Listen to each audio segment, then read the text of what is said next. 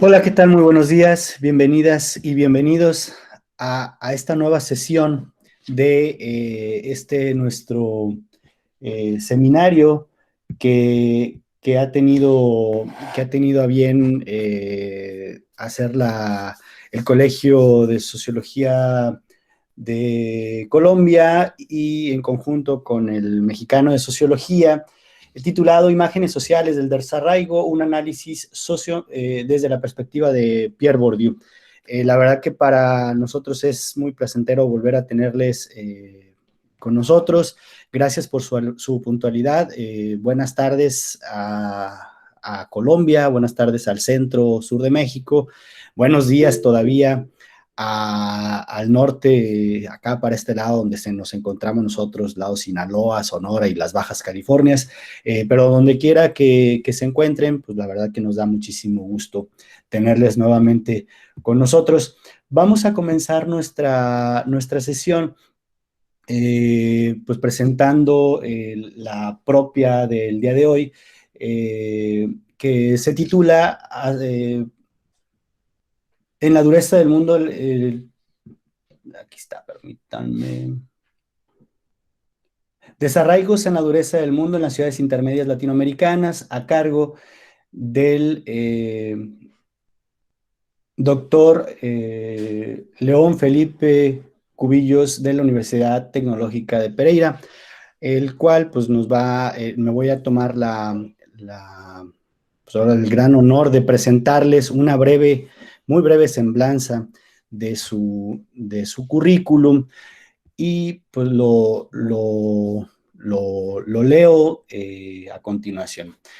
El doctor Luis Felipe Cubillos Quintero, colombiano, tiene el doctorado por la Universidad de ahí discúlpeme doctor por las pronunciaciones en alemán que posiblemente no sean adecuadas, Freie Universität de Berlín, en Sociología del Desarrollo, en el 2006 con la tesis La legitimidad social del proceso de reconstrucción del eje cafetero, un análisis inspirado en la teoría de los campos de Pierre Bourdieu.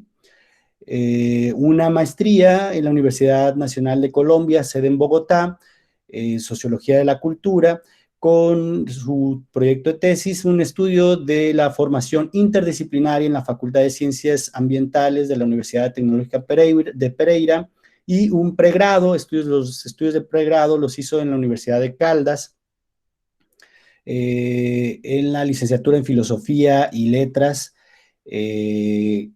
con tema Genan Gese, escritor dionisiaco. La experiencia profesional se encuentra básicamente ubicada en la Universidad Tecnológica de Pereira como un profesor de dedicación 40 horas desde 1995. Las áreas actuales en las cuales se desarrolla el profesor invitado es en sociología, la relación entre las ciencias sociales y la interdisciplinaridad. También actúa en cuestiones de educación general, pedagogía, capacitación y las relaciones entre ciencias de la tierra y ciencias medioambientales, ¿no? Pues bueno, para nosotros es un gran honor tenerlo el día de hoy, estimado doctor, con nosotros. Y pues no me resta más que explicar brevemente la dinámica en la cual pues, nos vamos a venir manejando en la sesión del día de hoy, que tiene que ver con una exposición donde el doctor nos va a hacer los planteamientos del tema en cuestión y vamos a continuar con una serie de preguntas, inquietudes que las podemos hacer ya sea por el medio del chat de nuestra sala o por otra parte, pues podemos alzar la mano y también hacerlas directamente y al final pues llegaríamos a un cierre de en nuestra sesión, ¿no? Pues, doctor, bienvenido, nos es muy, muy placentero tenerlo esta mañana, esta tarde con nosotros y pues le cedo la palabra a nombre de todo el equipo organizador. Muchísimas gracias. Bueno, muchísimas gracias, Moisés. Un saludo muy especial para todos los que nos acompañan el día de hoy. Es para mí demasiado afortunado conversar con ustedes sobre estas preocupaciones e inquietudes comunes, tanto académicas, pero sobre todo sociales, también políticas. Y en particular quiero manifestar un agradecimiento muy especial tanto al Colmes de México como a la Federación Colombiana de Sociología, y en particular agradecemos mucho todo el trabajo que ha hecho José Ramírez al comando, digamos, de estas invitaciones y todo el empeño que también le ha colocado el profesor Álvaro Moreno y todos los compañeros de Colmes al respecto. Entonces, la presentación del día de hoy va a tener, digamos, unos límites y alcances que quisiera precisar desde este momento. El título va a materializarse en un estudio de caso concreto que es un territorio urbano del eje cafetero colombiano, que es la ciudad de Pereira. Se analizarán dos casos concretos. Uno, un reagrupamiento urbano causado por procesos de reconstrucción post-desastre. Recordemos la exposición que nos hacía el profesor Amín Pérez, donde hablaba que los procesos de reagrupación también suceden a partir de desastres y tragedias. Y el otro, un reciente proceso de desalojo por causa de un megaproyecto de infraestructura denominado el Tren de Occidente del 2021, muy enmarcado también en dos grandes crisis: la crisis del COVID-19, que ha generado un estado de emergencia en Colombia, como a la vez el estallido social, que en este momento es conocido por todos ustedes. Más que una explicación de carácter etnográfica de los desarraigos, que no puedo hacer, es una interpretación desde presupuestos investigativos burdianos de causas estructurales y evidencias de los impactos en dos zonas de reagrupamiento: los nuevos proyectos constructivos del FOREC en la reconstrucción del eje cafetero de 1999 y los desalojos de San Isidro y el bosque de Pindaná en la ciudad de Pereira en los años 2020-2021. El contexto histórico que da cuenta de las causas estructurales tiene que ver directamente con la nueva vulgata del neoliberalismo, como lo diría Bourdieu en el año 2000, y su expresión concreta en Colombia y en la ciudad de Pereira. También la situación actual de las medidas gubernamentales frente a la pandemia y el actual estallido social que vive Colombia. Con esas precisiones, entonces, me voy a permitir presentarles a ustedes lo que va a ser la guía de exposición, que espero nos sirva justamente eso, de guía. Entonces, en este momento, les agradecería mucho si me dicen si en este momento están observando la pantalla y la presentación. Sí, ya se puede observar. Muchas gracias, Moisés. Bien, desarraigos en la dureza del mundo en las ciudades intermedias latinoamericanas, estudio de caso Pereira, Colombia. Soy profesor de la Facultad de Ciencias Ambientales de la Universidad Tecnológica de Pereira y en la actualidad coordinamos una línea de investigación denominada Estudios Socioculturales y Problemática Ambiental en nuestra facultad. Esta es una imagen de la ciudad de Pereira con un hito que es el hito del desarrollo de la ciudad, el viaducto César Gaviria, nombre de un presidente liberal que nos llevó a la apertura económica, César Gaviria. Contrasta con la entrada de un clúster turístico, el Bioparque Ucumari, en una zona que no logra dejar de lado la imagen directa de la dureza del mundo que enfrentan nuestras sociedades. Vamos a trabajar entonces 5 temas concretos, unos aspectos muy generales de lo que llamaríamos con Bourdieu la nueva vulgata planetaria en Colombia en los sectores del siglo XX, la reconstrucción de la ciudad de Pereira después del terremoto de 1999, el estado social de emergencia y la crisis sanitaria, económica y social de Colombia en el 2020, Pereira, capital del eje, así se denomina el plan de desarrollo de la actual alcaldía de la ciudad, los procesos de desalojo como manifestación de desarraigo, y por último, el poder de la fuerza frente a la realpolitik de la razón estallido social del 2021. Este concepto de Realpolitik de la razón es un concepto que, como ustedes lo conocen, tiene que ver con las propuestas políticas y sociales directas de Pierre Bourdieu en sus últimos trabajos. Las fuentes bibliográficas directas de la obra de Bourdieu que estamos utilizando para la expresión del día de hoy tienen que ver con el desarraigo, la violencia del capitalismo en una sociedad rural. Y aquí agradecemos muy especialmente al profesor José Ducuen todo el ejercicio que nos hizo para comprender mejor, sobre todo el último capítulo. La fotografía, un arte medio, ensayo sobre los usos sociales de la fotografía, que si bien fue publicado en 1965, tenemos una edición de Gustavo Guilly del año 2003. Contrafuegos, el primer tomo, Reflexiones para servir a la resistencia contra la invasión neoliberal, del año 2000. El bellísimo texto La miseria del mundo de 1999, su traducción en español. Y por último, Las estructuras sociales de la economía, muy complementario y necesario para dialogar directamente con la miseria del mundo, publicado en el año 2003. Las fuentes bibliográficas propias que vamos a utilizar, en primer lugar, es nuestra tesis doctoral que hicimos en la Universidad Libre de Berlín, La legitimidad social del proceso de reconstrucción del eje cafetero colombiano, un análisis inspirado en la teoría de los campos de Pierre Bourdieu. La Universidad Técnica de Berlín fue una de las universidades que le dio un honoris causa a Pierre Bourdieu en vida. Pereira, las paradojas del desarrollo aportadas por conflicto. Este fue un proyecto de investigación que realizó la Friedrich-Ebert-Stiftung, una fundación alemana con sede también en Colombia, junto con el Foro Nacional Ambiental, frente a la gran pregunta, ¿qué pasa con la sostenibilidad ambiental en el tiempo de postconflicto? Que se llevó a cabo entre los años 2018 a 2019 en 12 ciudades colombianas, entre ellas Pereira.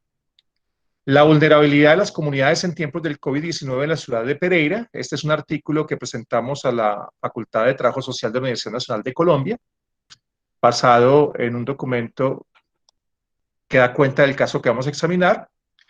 Y por último, un texto que preparamos por la invitación que hizo la Alianza de Universidades por la Sostenibilidad y el Medio Ambiente de Iberoamérica y Colombia, ARIUSA, para fundamentar epistemológica y metodológicamente algunos puntos generales para la constitución de las ciencias ambientales en Iberoamérica, del año 2021. Comenzamos con el primer punto, la nueva vulgata planetaria en Colombia y el eje cafetero en los sectores del siglo XX. Si los trabajos de Bourdieu en Argelia tenían que ver directamente con una colonización de la sociedad francesa, de la que tanto han insistido nuestros anteriores invitados, aquí nos vamos a ubicar fundamentalmente por los casos en los años 90 y en particular en todo lo que tiene que ver con la nueva vulgata planetaria del neoliberalismo, que pregona un vocabulario donde aparecen palabras como globalización, flexibilidad, gobernanza, empleabilidad, nueva economía, tolerancia cero, posmodernismo, etnicidad, minoría, identidad, fragmentación, entre otros, que para Bourdieu son más bien el producto de un nuevo imperialismo simbólico que solo busca legitimar, comillas, el desmantelamiento del Estado social y el crecimiento del Estado penal, la demolición del movimiento sindical y la dictadura de la empresa con sus consecuencias sociológicas, la generalización del salario precario y la inseguridad social. Todo lo anterior con una jerga y unas prácticas que quiere mostrar como obsoletos conceptos como capitalismo, clase, explotación, dominación, desigualdad. El título con el mismo nombre que aparece entre sus diferentes publicaciones populares. El manesme moderno atribuye a la nueva economía del mercado virtudes en este vocabulario relacionadas con la libertad, la apertura, la flexibilidad, el dinamismo, la movilidad, el futuro, la novedad, el crecimiento, el individualismo, la diversidad, la autenticidad, la democracia, en tanto que al Estado se le atribuyen categorías alodóxicas, una categoría que hace parte de la teoría bourdiana, que él lo representa como con el síndrome de Don Quijote, cuando se utilizan formas de pensar y hábitos que no estarían, digamos, acordes a las nuevas exigencias de la sociedad. Desde ese punto de vista, entonces, al Estado se le atribuye negativamente desde esta nueva vulgata planetaria la imposición, lo cerrado, lo rígido, lo inmóvil, lo pasado, lo superado, lo arcaico, el grupismo, el colectivismo, la uniformidad, la artificialidad, lo autocrático, lo autoritario. En últimas, como lo señalaría Bourdieu con Vacant en 2001, en las argucias de la razón imperialista, legitima la violencia física y simbólica que produce el actual sufrimiento y dureza del mundo social. Entramos directamente en el caso colombiano y en el caso concreto que nos reúne, que es la ciudad de Pereira y el eje cafetero colombiano. En agosto de 1990, el gobierno de César Gaviria, un presidente liberal, recordemos que decía la profesora Brito el día de ayer, uno de los dos partidos tradicionales en Colombia, que ha estado vigente desde mitad del siglo XIX hasta los años 90, puso en marcha una serie de reformas económicas y políticas con el objetivo de que el país se acogiera a la corriente neoliberal, tan en boga desde entonces, y en diciembre de 1999, el gobierno de Pastrana Arango, este sí conservador, se comprometió con el Fondo Monetario Internacional a adelantar un cero plan de ajuste. Es importante señalar que en este momento tanto Pastrana Arango como César Gaviria son aliados del gobierno Iván Duque en lo que ha sido su política de represión de la movilización social. Se trata de dos episodios conexos que explican la profunda crisis económica, la peor de muchas décadas, en medio de la cual Colombia ingresa al nuevo siglo. Esto lo dijo la socióloga Consuelo Ahumada en el año 2000. Stop, paren la crisis en Colombia.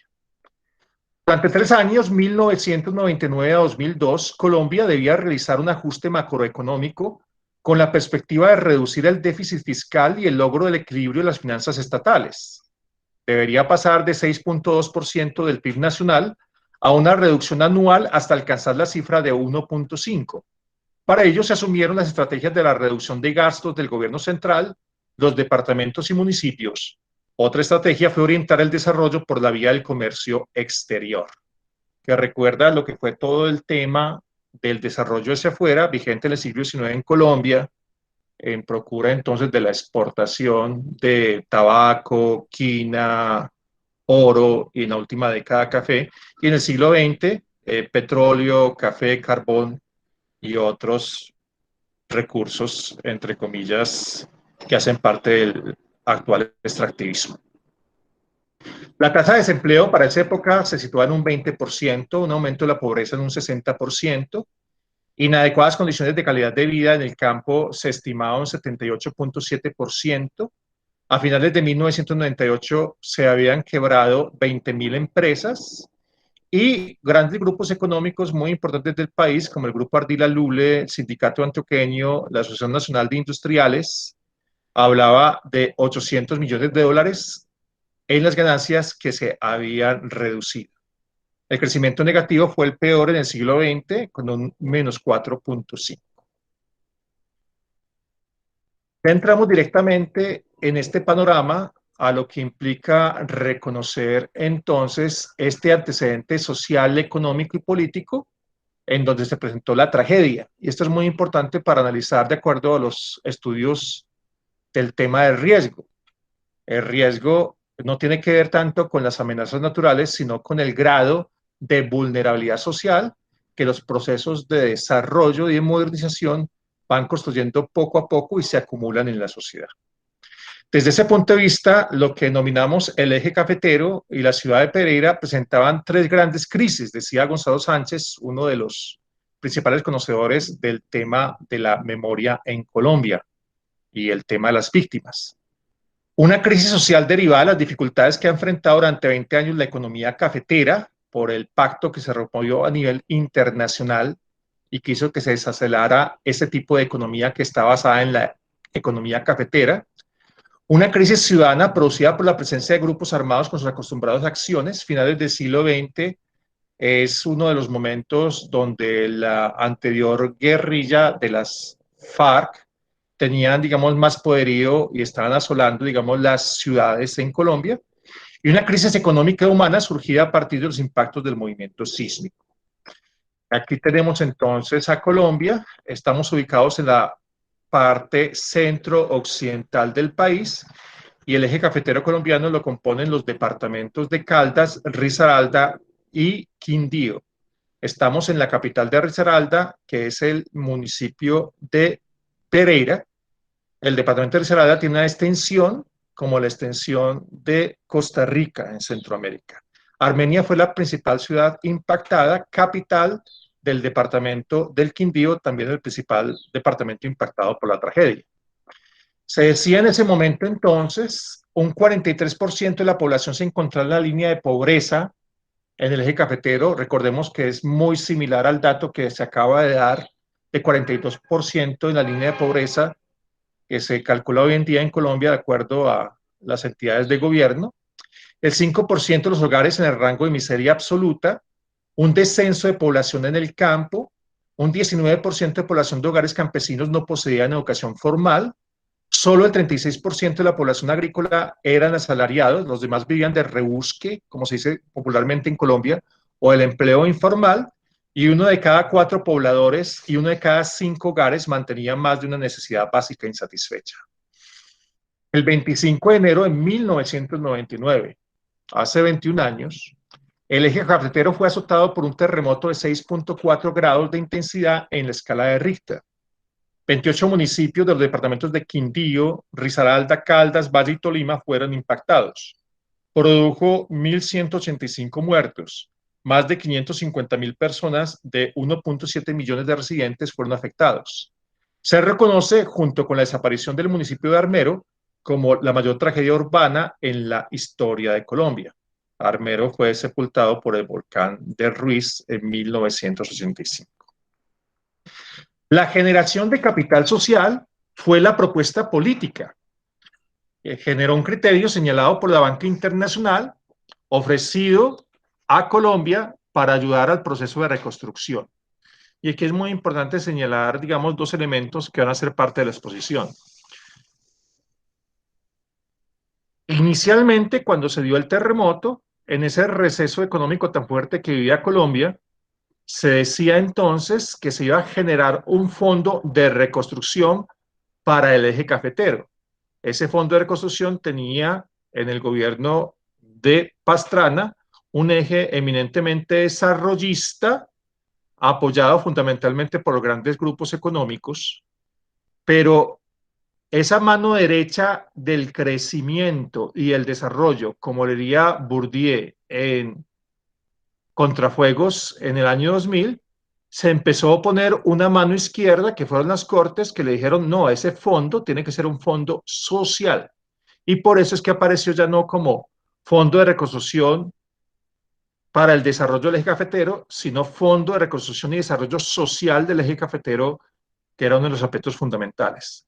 El punto central que en ese momento se generó como principal, entre comillas, interés, propósito, objetivo de esta política pública, en términos de Bourdieu, la ilusión que iba a generar este nuevo, entre comillas, espacio social, era la generación de capital social, que legitimaba toda actuación de cualquier agente social público o privado que hiciera parte del proceso de reconstrucción.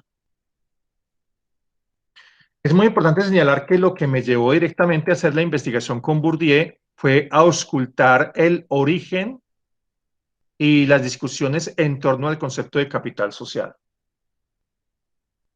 En ese momento, el gobierno Pastrana en 1999 estaba comprometido con hacer un proceso de paz con las FARC y había generado todo un plan de desarrollo a partir de esa apuesta.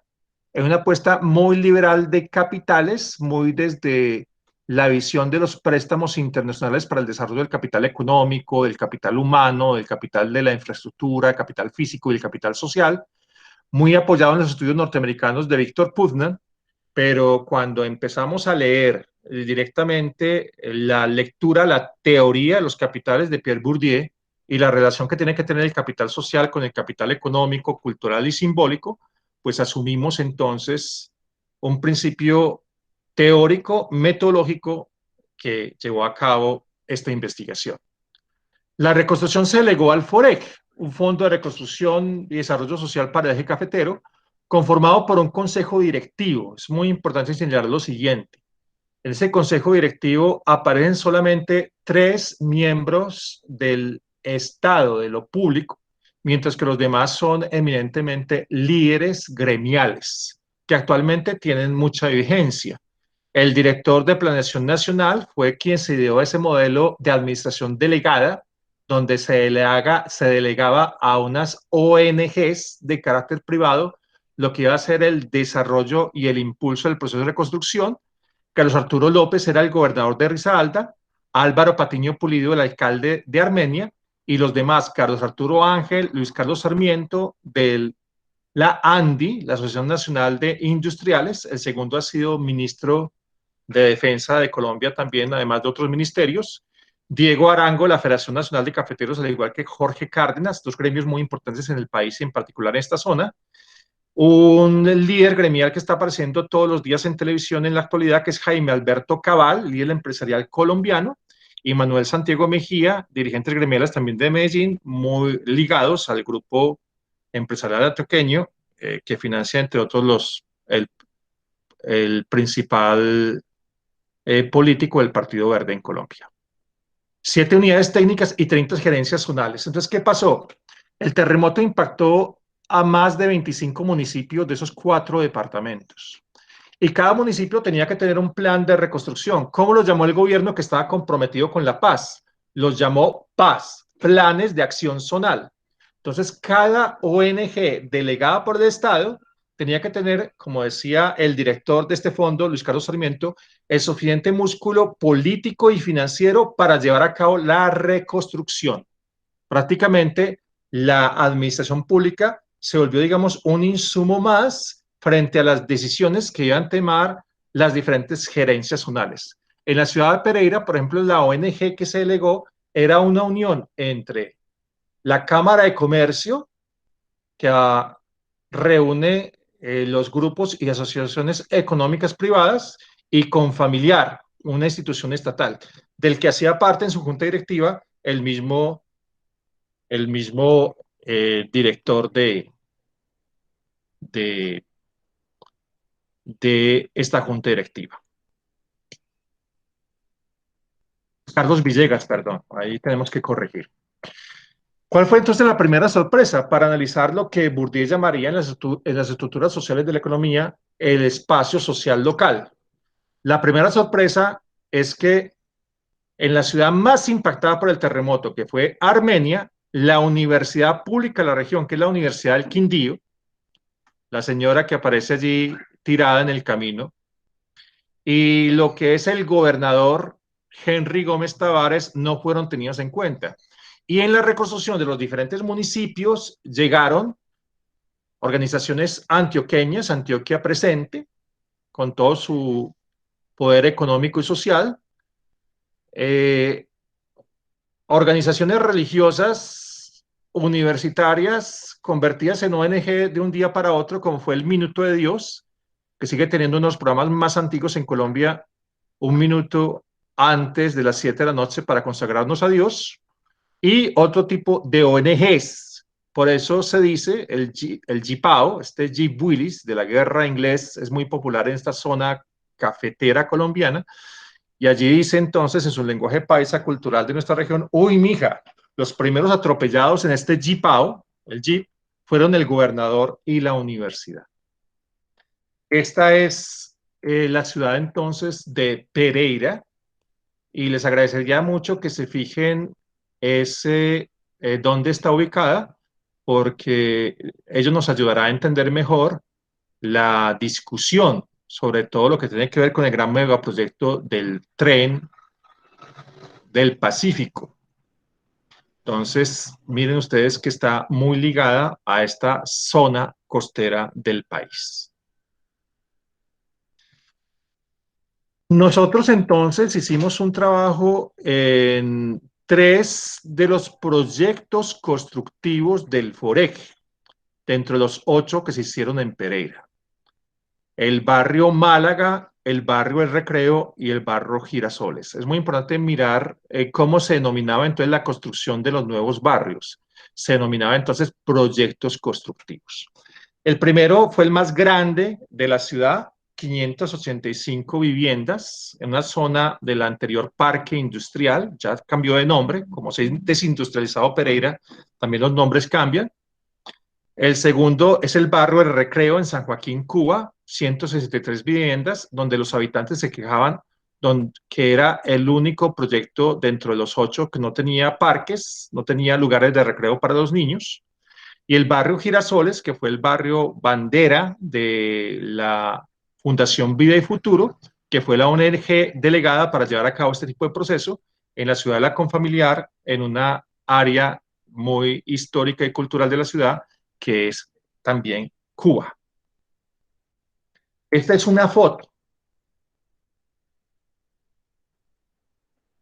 Ustedes notan la uniformidad de las pequeñas casas. Y como lo vamos a ver, estas casas no fueron conformadas por vecinos tradicionales, salvo este caso, que es el caso de Girasoles, el proyecto bandera en la ciudad de Pereira de la Fundación Vida y Futuro, que se trasladó íntegramente una zona vulnerable de un asentamiento que se llamaba el asentamiento Simón Bolívar, y que definieron qué familias los iban a acompañar, que eran de su comuna o de su colonia, en términos de lo que conocen los amigos mexicanos. Cada una de estas casas era un proyecto constructivo que era definido y era patrocinado y publicitado por diferentes firmas inmobiliarias, de las que hablaremos más adelante. Ahí sería muy interesante entonces todo este tema de la lectura semiológica de lo que implicaría esos niños que están en el centro, ese camino, ese posible horizonte y lo que muestra ese intento de uniformidad de estas culturas. El barrio Girasoles, un pequeño sitio de recreo muy importante. Leoncio Ledesma fue un líder comunitario muy importante que tuvo el lugar. Se puede decir que fue el que representó a la comunidad del barrio Girasoles en todo lo que tenía que ver con el fortalecimiento del capital social para coadyuvar al desarrollo de la región y a la reconstrucción de la nueva ciudadanía. Y en buena parte esta casa mejorada del líder social muestra en buena parte cómo se materializa el capital social, cómo se manifestaron sus alianzas público-privadas, sus, entre comillas, gobernanzas, para tener unos privilegios que los demás no tenían. El otro caso fue el caso de Quebrada Negra en el Quindío. Quebrada Negra hace parte del segundo municipio más impactado por el terremoto en el departamento del Quindío, que es el municipio de Calarcá.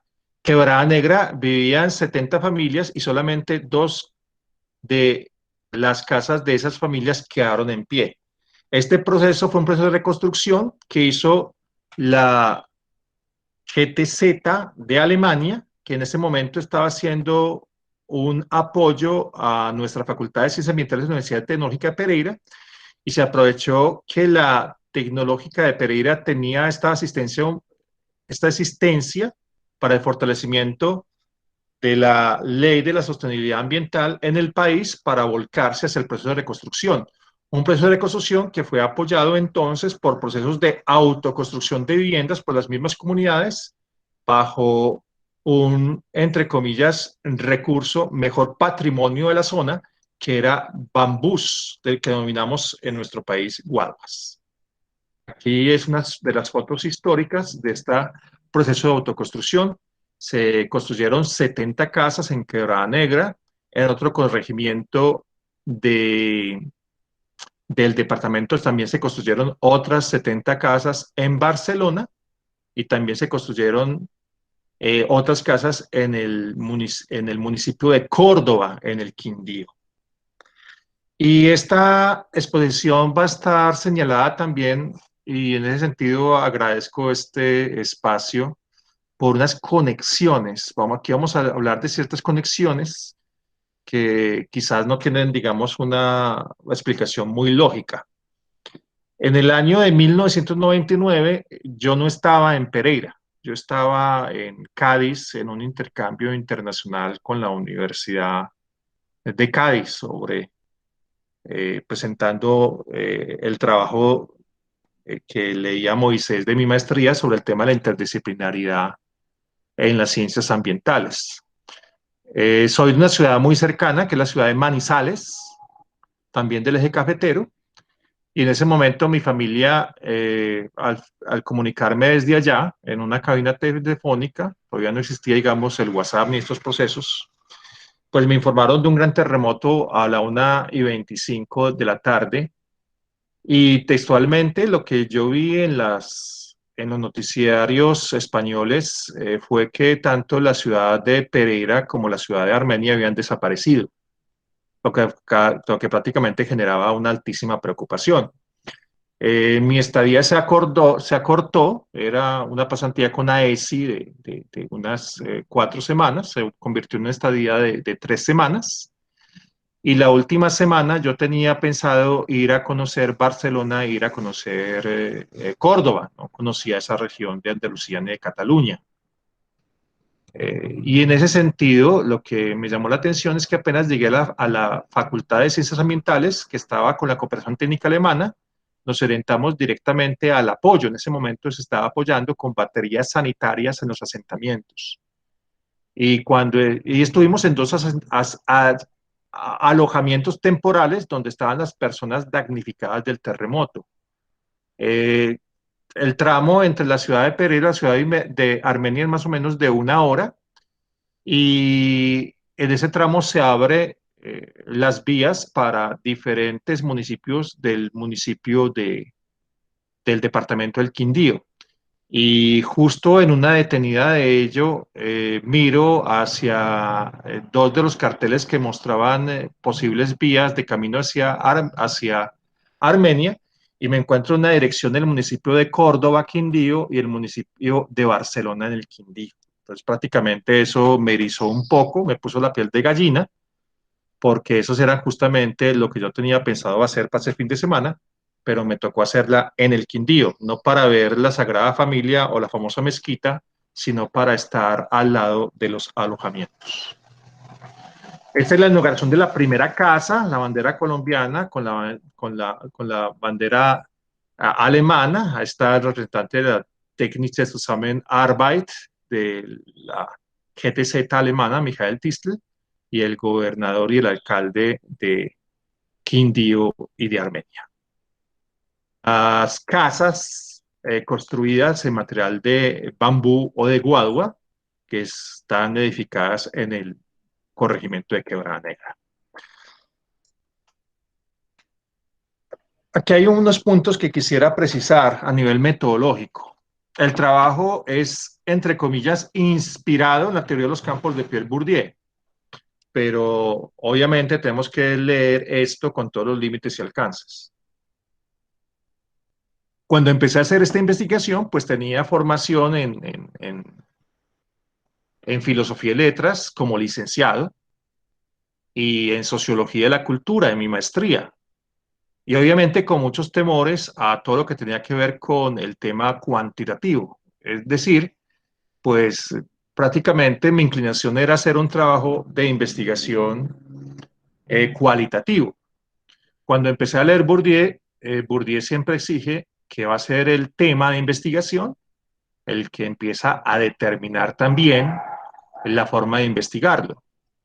Y en ese sentido es muy importante reconocer todo el valor de la estadística y en particular del uso de análisis de correspondencias múltiples, como le dice en el primer capítulo de los usos sociales de la fotografía. Bourdieu señala la importancia de la estadística porque gracias a las mensuras que puede hacer la estadística se puede pensar en sentido de clase y en sentido de fragmentos de clase. Y ese es un punto objetivo estructural muy importante, como un primer momento de investigación en un modelo de estructuralismo genético, que es el que propone epistemológicamente Pierre Bourdieu. Me pareció muy interesante este esquema, los dos ejes verticales X y Y. Allí se ubican, como lo suele hacer Bourdieu, el capital económico y el capital cultural, y como ustedes lo pueden reconocer, sobre todo en la distinción, ese texto que ha sido denominado como uno de los textos, si no el más importante, de la sociología en el siglo XX, se puede señalar entonces que hay unos ejes donde se van a ubicar, unos cuadrantes mejor, donde se van a ubicar los agentes sociales que tienen un mayor capital cultural frente al capital económico, los agentes sociales que se oponen, puesto que tienen un capital económico mayor, pero un capital cultural menor, y se vuelve, digamos, un elemento fundamental para la construcción de los espacios sociales y a partir de allí como un diseño comprensivo de lo que debe ser la lectura de un campo. Esto lo encontramos en el texto de Marcus Spingel, Pierre Bourdieu, zur Einführung, una introducción de Hamburgo del año 2003. Es muy importante señalar, no soy un especialista ni mucho menos, pero lo que pude indagar y lo que conocí es que sobre todo en Alemania, la recepción de Bourdieu está muy ligada al texto La distinción y a todo el tema de la sociología de la educación y sociología política. Y una discusión muy fuerte que él entabla con tres de los principales sociólogos, un sociólogo filósofo, Jürgen Habermas, que le coloca el remoquete de los teóricos alemanes, de los maestros alemanes, muy importantes para la especulación, pero con poco trabajo concreto que dé cuenta de la experiencia de esas categorías. Una crítica muy fuerte que también encontramos a Niklas Luhmann, por toda esa crítica que desde los campos se hace al concepto de sistema, y muy importante la crítica que es también Pierre Bourdieu a Ulrich Beck, que lo coloca en el mismo lugar de Anthony Giddens como una apuesta de una tercera vía que toma el partido por los dominantes y no por los dominados. Bueno, ¿qué hicimos entonces en la investigación? Lo que hicimos en la investigación fue perfilar esta construcción del espacio social frente al concepto de capital social, un concepto que en Bourdieu tiene que ver, o lo interpretamos de esa manera para llevar a cabo el trabajo, con la articulación de diferentes agentes sociales que permiten aprovechar recursos en relaciones que favorecen la movilidad de los agentes sociales para alcanzar sus objetivos. Eso lo dividimos en un capital social cívico y un capital social institucional. Y allí ubicamos los diferentes estudios de caso: Málaga, Recreo, Girasoles y Quebrada Negra. A partir también de razonarlo con el capital económico, los diferentes agentes sociales que nos iban a hablar de estos casos, del capital cultural y de lo que denominamos el capital ambiental, teniendo en cuenta la importancia de los territorios donde se van a emplazar estos agrupamientos. Entonces, lo que hace Bourdieu, y esto es muy claro en las estructuras sociales de la economía, es hacer una lectura de cada uno de estos cuadrantes, del cuadrante A, del cuadrante B, del cuadrante C, del cuadrante D, y a partir de allí empezar a determinar las posiciones estructurales de los agentes sociales que nos van a permitir integrar sus posibles disposiciones y tomas de posición frente a lo que se juega directamente en el campo, en lo que se promete en el campo, en la ilusio. Aquí, por ejemplo, reconocimos que estamos muy ligados como al planteamiento que él hacía en las estructuras sociales de la economía, que es la investigación que hace Bourdieu sobre el tema del cambio de la vivienda, de las políticas de vivienda en Francia, donde se cambia la ayuda a la piedra frente al auxilio individual, una política social colectiva frente a una política individual. Y aquí estamos tomando sobre todo tres oposiciones. Una oposición entre el cuadrante B, donde están presentes los barrios Girasoles del corregimiento de Quebrada Negra, frente al cuadrante A, donde está presente el barrio Málaga, y el cuadrante C, el barrio Recreo. Otra, la estructura del capital social y capital ambiental entre los barrios Málaga, cuadrante A, y el cuadrante C de Recreo. Y otra, entre las estructuras de capital social cívico y capital social institucional dentro del cuadrante B, donde se ubican estos dos casos. El barrio Los Girasoles, el representativo de la ciudad de Pereira, y el corregimiento de Quebrada Negra en el Quindío. No me basé en esta exposición en temas metodológicos, pero tengo unas gráficas que sería del caso, sería interesante mostrar. Lo que hacíamos fue una muestra de 12 damnificados de cada uno de los casos, y a partir de ello, y también con las entrevistas que tuvimos con representantes de las ONGs, con representantes institucionales y con representantes académicos, generamos entonces una información de carácter cualitativo, que con alguna información de carácter objetiva, derivado sobre todo desde la perspectiva del capital económico y del reconocimiento de ciertas normatividades, poder entonces reconocer las valoraciones que hacían parte y retroalimentaban el análisis de correspondencias múltiples. Algunas conclusiones.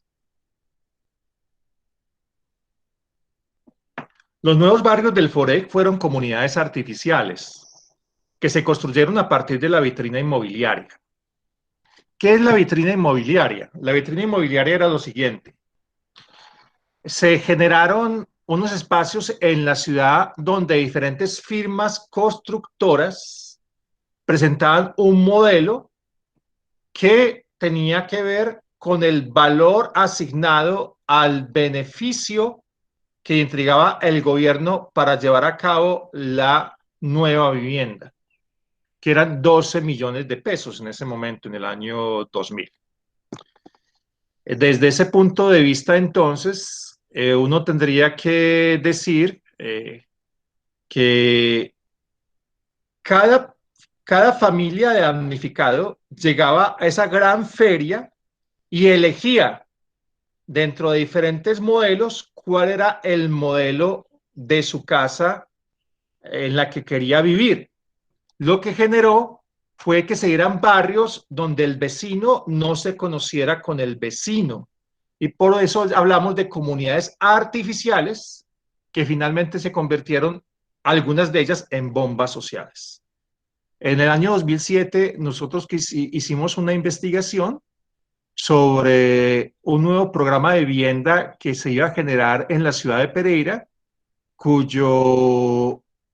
que iba a materializar una política nacional que llamaba Viviendas con Bienestar, en el presidente Álvaro Uribe, y que se inauguró en Colombia con el ministro Juan Lozano, un conocido político y periodista del país, que en ese momento era ministro de Medio Ambiente, y en ese momento lo que se quería era llevar a cabo unos proyectos de cómo debían ser las nuevas formas de construcción de las viviendas sociales. Y se hizo un proyecto en la ciudad que se llamaba el proyecto Tokio.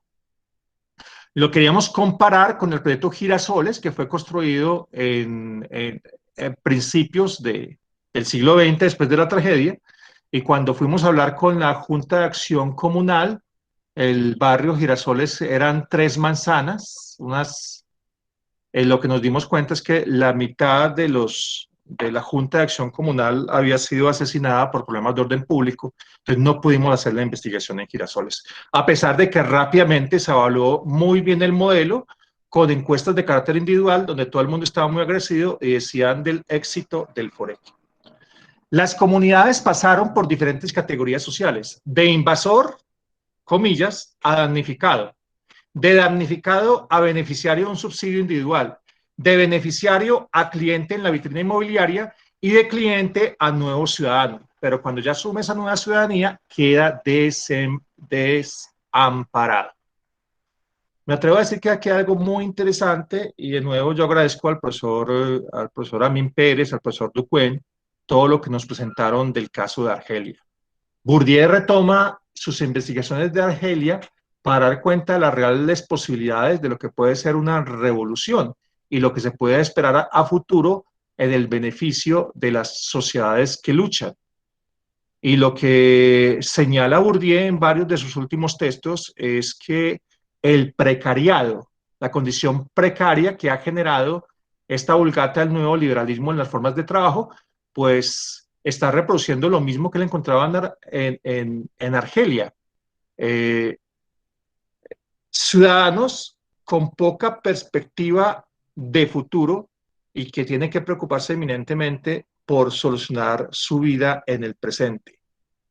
La gran contradicción que tenemos hoy en día en nuestros países es, por ejemplo, en mi universidad, nos estamos llenando de profesores contratados en situación de injusticia económica sin los mejores contratos, pero doctores y doctores de diferentes lugares del mundo.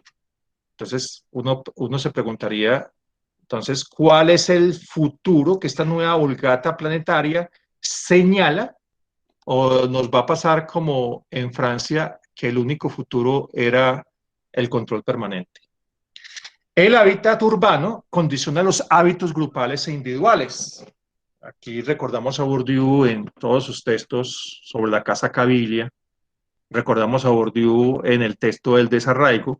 Los proyectos constructivos restringen la libertad y las prácticas culturales, cosas muy cotidianas. Escuchar las quejas de una familia de Armenia, recuerdo en una entrevista que me decía, es que mi tía no puede entrar porque ella es obesa y no cabe por la puerta. Eran pequeñas casas, aquí decimos en Colombia como cajas de fósforos, donde la gente tenía que vivir. Y en algunas casas que eran de origen campesino, pues se encontraban que las comunidades convivían también con lo que son. Y en buena parte son campesinos que también han estado ligados a la tierra y que también han estado ligados a su ganado y la producción entonces de su alimento. Y todo eso convivía en un espacio muy restringido. Cada uno de los nuevos barrios del Foré constituye una historia colectiva diferente. De acuerdo a su ubicación en el cuadrante, cada historia colectiva diferente señala sus posiciones estructurales como a la vez las disposiciones que determinarán la toma de posiciones que se jueguen en el espacio social. Nosotros quisimos entonces, después de hacer este cuadro que daba cuenta de la primera objetividad o del primer orden, como lo llama Bourdieu, o de la primera vida, como lo llama Bourdieu, que es un análisis más estructuralista, teníamos que hacer después una recreación de los agentes sociales con sus interacciones, que la interacción depende de sus posiciones estructurales. Y para eso sí utilizamos ahora sí directamente la investigación cualitativa, es decir, en términos de nuestra investigación, tratando de corresponder a los análisis realizados por Bourdieu en este caso, la investigación cualitativa surgía del socioanálisis objetivo, del agente investigador que se realizaba a partir del análisis de correspondencia múltiple. O sea que hay una parte del texto eminentemente etnográfica o con inspiración etnográfica, donde se hace una narrativa, donde se hace una lectura directa de lo que directamente pasa con las comunidades que representan estos espacios sociales. Entonces, permítame, yo leo en este momento una de esas entrevistas. Por ejemplo, en Barrio El Recreo tenemos una parte donde se llama lo siguiente. La alodoxia del presidente de la Junta de Acción Comunal del barrio Málaga se repite de entrevista en entrevista entre los diferentes líderes y miembros de la comunidad. El espacio físico reproduce el espacio de las relaciones sociales. No es gratuito entonces que sean los espacios públicos en los nuevos barrios los lugares mayormente descuidados en los proyectos constructivos. 2 puntos. No hay donde jueguen los niños. Se van a jugar a la zona verde y allí no los dejan jugar porque dañan las paredes. Y son como 300 y punta de muchachos aquí. ¿En dónde los van a ubicar a jugar a ellos? No tienen dónde jugar. Es una entrevista a una de las lideresas del barrio. Extraña paradoja. El barrio de Recreo se queja por no tener lugares de recreo. Solo salvaguarda la propiedad individual, parece importar frente a los espacios de esparcimiento común. En otras palabras, si la vitrina inmobiliaria fundamentó el ejercicio hacia El reconocimiento individual, pues también se expresa en la forma de convivir en el espacio. Fue un ejercicio de violencia simbólica el que legitimó la nueva manera de gestión de lo público, que confirió a los capitales privados como el agente principal de la construcción de lo público. Los máximos beneficiarios fueron el Consejo Directivo del FOREC. Un dato que decía el ministro de Hacienda, Juan Camilo Restrepo, en ese momento: Colombia quedó en deuda con el capital financiero de Colombia, los grupos económicos, capital privado, por 14 años. Un proceso de reconstrucción post-desastre depende más de los intereses políticos y económicos que relativizan asumirlo como un verdadero campo cultural. Y aquí Fontana Rosa nos habla de la importancia de ese socioanálisis, de la objetividad de primer grado, del análisis estructural. Usted habla de desigualdad, sin embargo, ya ve, usted y yo vivimos entre algodones. Eso es lo que Bourdieu hablaba, más que de acción participante, de objetivación participante. Yo tengo que reconocer que tengo unos capitales que determinan mi posición, que no son los mismos capitales de otros agentes sociales que inciden en el campo. Si no parto de ello, pues puedo tener, digamos, un desconocimiento de las condiciones estructurales de la realidad. Algunas conclusiones también están más positivas. No obstante, los hábitos de los diferentes fragmentos de clase, la resistencia a las formas de organización social y su capital simbólico restringe y brinda posibilidades y restricciones al utilizar para su beneficio lo que se juega en el campo. Ejemplos: los proyectos constructivos para los arrendatarios de Armenia. Los arrendatarios que no tenían derecho a tener casas se reunieron y exigieron ayudas de vivienda. La prolongación por meses del proyecto de asistencia social en Pereira, muy interesante. Se delegó la Fundación de Vida y Futuro todo el trabajo social, no a un ingeniero ni un administrador de empresas, sino a alguien del área social, y lo que hizo fue contratar mucha gente del área social, que finalmente terminó dignificando ese presupuesto, que se mantuvo por unos tiempos más. El juego con el vacío de la regla, lo que muestra Bourdieu en las estructuras sociales de la economía, que posibilitó el proceso de reconstrucción para la GTZ alemana. La primera casa que se construyó en el terremoto del eje cafetero colombiano no fue una casa del FOREC, fue una casa de la GTZ directamente en Quebrada Negra. Y eso generó entonces como una dualidad, mientras que la institucionalidad pública no podía actuar porque estaba basada en el FOREC, la cooperación internacional sí lo podía hacer. Y la cooperación internacional aprovechó todo esto para hacer su propio proceso de reconstrucción rural en Quebrada Negra, basada en proceso de autoconstrucción. Y los alemanes, pues en la cooperación técnica alemana, lo que ellos buscaban era mostrar como contraparte un beneficio, y era mostrarle a Alemania las posibilidades que tenía el bambú colombiano, la guadua colombiana. Otra conexión para finalizar el primer caso. Estaba el 19 de septiembre de 2017 en Zacatecas. Mi compañera terminaba su doctorado en estudios del desarrollo en la ciudad, y habíamos salido esa mañana, un día antes temprano, de la Ciudad de México a Zacatecas. Estábamos leyendo sobre Adolfo Sánchez Vázquez, y Adolfo Sánchez Vázquez, en este marxista español desterrado en México, con un sentimiento de desarraigo y abandono, escribe lo siguiente: el árbol más entero contra el viento, helo en tierra deshecho derribado, congregando su furia en un costado, el hacha lo dejó sin fundamento.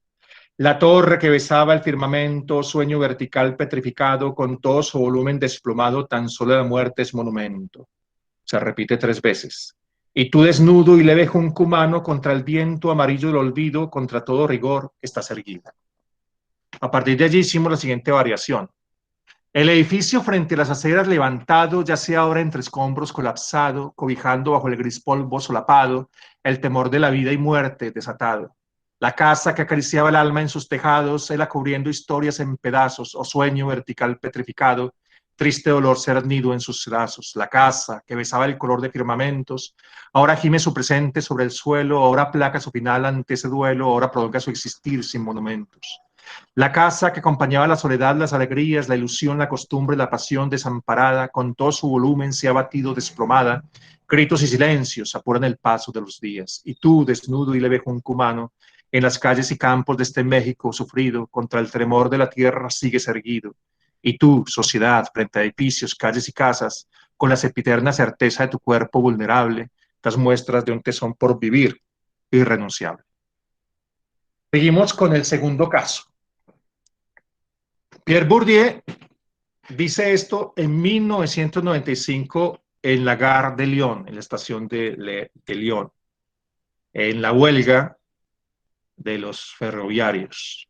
Escribe lo siguiente: estoy aquí para expresar nuestro apoyo a todos los que luchan desde hace 3 semanas contra la destrucción de una civilización asociada a la existencia del servicio público. La civilización de la igualdad republicana de los derechos, derecho a la educación, la salud, la cultura, la investigación, el arte y por encima de todo al trabajo. En Colombia cumplimos 3 semanas de lo que ha sido el estallido social y pienso que por esto mismo se está luchando.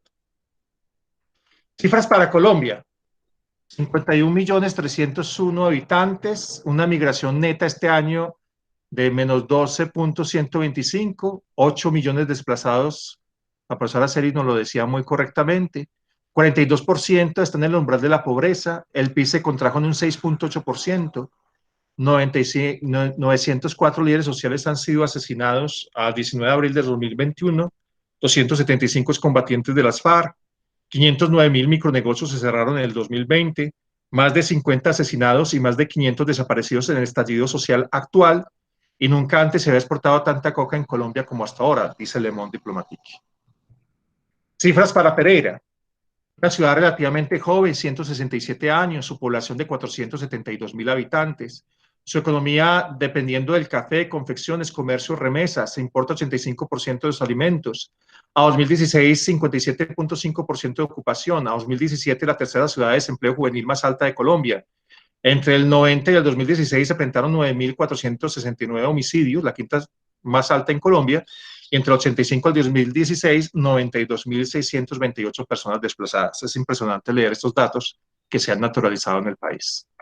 Según la alcaldía de Pereira, 2015, 600 personas llegan cada año a Pereira huyendo de la violencia. La apertura económica derrumbó el agro, el sector textil, desindustrializó el municipio, privatizó los servicios de energía.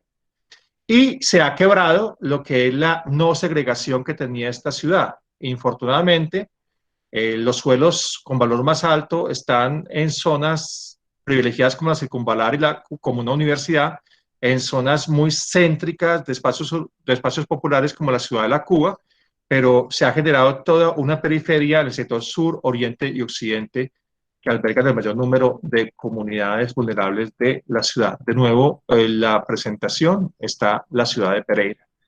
Aquí están las periferias donde se encuentran los principales problemas con comunidades vulnerables por la falta de justicia social y los suelos con mayores riesgos de la ciudad. La capital es el lugar del capital, dice Bourdieu, la miseria del mundo. En cada relato de un migrante argelino, de un antiguo matrimonio francés caído en desgracia, desesperados asistentes sociales sin saber ya qué más hacer con el asedio diurno y nocturno de las policías sobre los jóvenes, y otra larga relación de entrevistas condensan, como diría el poeta León de Greiff, colombiano, toda la hartura, todo el fastidio, todo el horror que almacena la pobreza de una ciudad que no ofrecerá ya más para ellos ningún futuro. Sin embargo, allí aparece Villaverde, en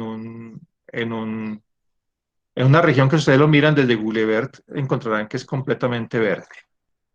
Infortunadamente se roba esos precios inmobiliarios.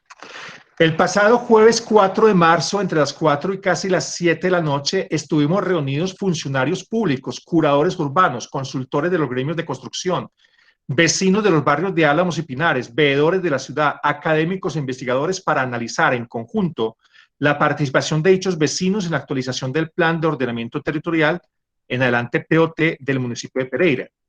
Gracias a la petición de estos vecinos y a la presión social y normativa que se han venido ejerciendo desde su veeduría ciudadana, la Secretaría de Planeación, que en este caso haría las veces de la mano izquierda del Estado, está fomentando la participación en beneficio, entre comillas, aquí con la presión de los bienes comunes del territorio.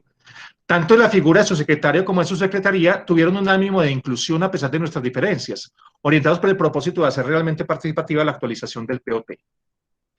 Sin embargo, un día antes, la Secretaría de Gobierno de la ciudad de Pereira cometió un desalojo con la justificación de brindar un cumplimiento ante una nueva orden judicial que requiere el despojo de unos, entre comillas, invasores, y porque impiden el desarrollo del proyecto Tren de Occidente, típica imagen tradicional del progreso. La protección de los derechos humanos en tiempos de pandemia fue una razón suficiente que también se dejó por tierra. Esta es la imagen de ese tren progreso que todavía espera en la zona desalojada. Yo les voy a pedir aquí un favor muy especial. Tenemos aquí un pequeño eh, video que realizamos con nuestra línea de investigación.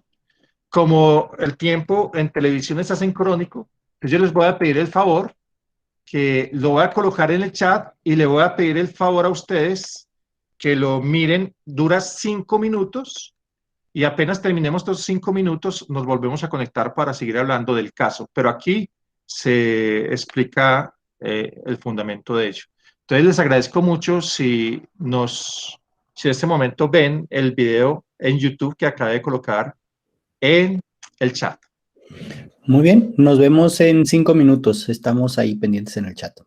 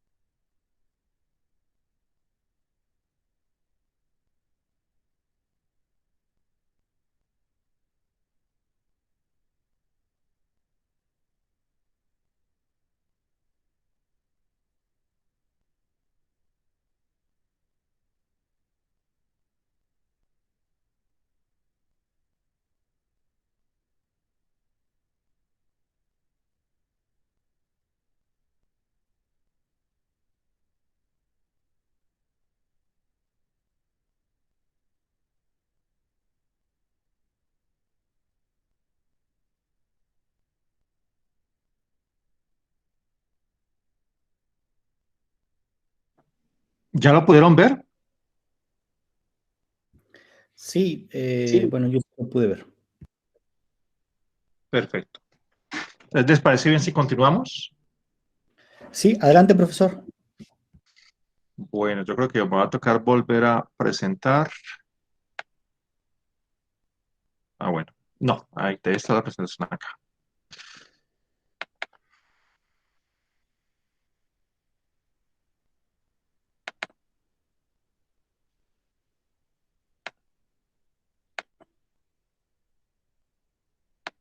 ¿Están mirando la presentación?